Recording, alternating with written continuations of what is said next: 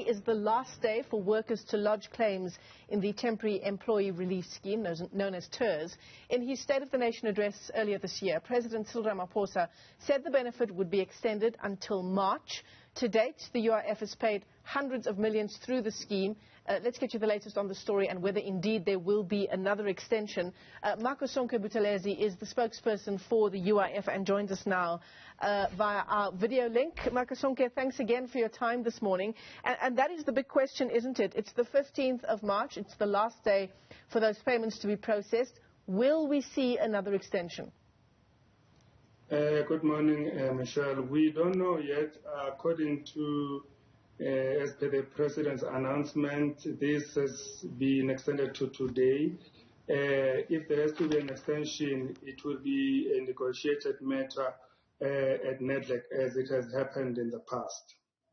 Okay, so it was sort of mid-February where UIF and social partners met at NEDLAC to discuss proposals on how the TERS scheme could be extended to the sectors that are still affected by, the lockdown regulations and so on. How did those negotiations go? And in terms of which sectors would still benefit if it is indeed extended, which of those sectors were mentioned at those negotiations?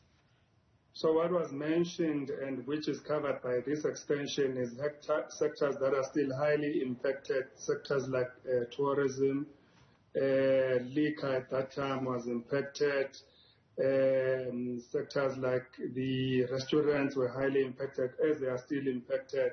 So there is a long list that is attached that was agreed upon, and it is part of the directives. So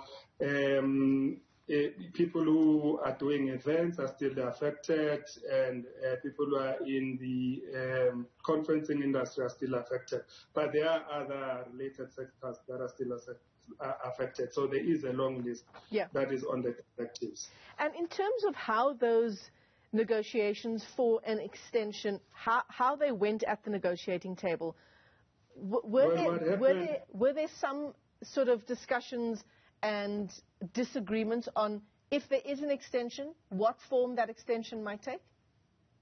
Yeah, definitely there were discussion and disagreements, and that is why they were so long to come to a common conclusion. And definitely if there has to be a discussion again about a further extension, people will do it like they've done before, still put some proposals on the table, we look at them, and then come to a conclusion.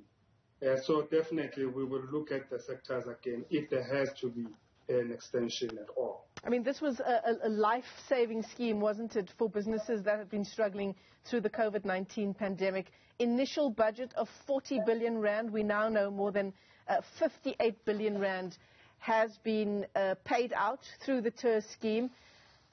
It goes without saying that it's going to be very valuable to many, many businesses, many people indeed, should it be extended.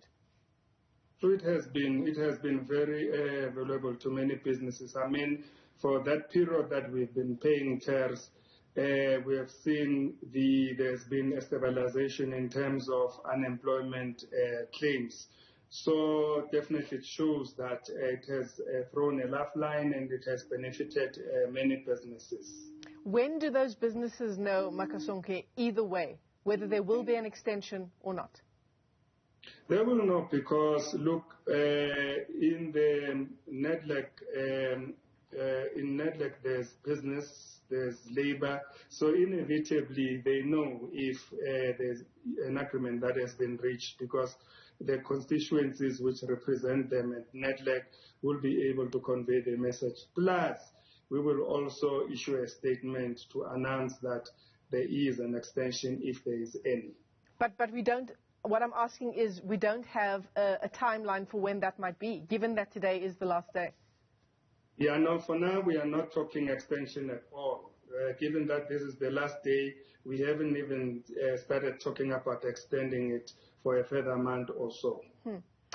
All right, so you'll keep us up to speed. We hope to get you back on the line again once we have clarity either way. Thanks very much for coming onto the channel. UIF Spokesperson Makhosonke Buthelezi there giving us the latest, which I'm afraid is not a lot of new information there as we wait to see whether indeed the TERS benefit will be extended.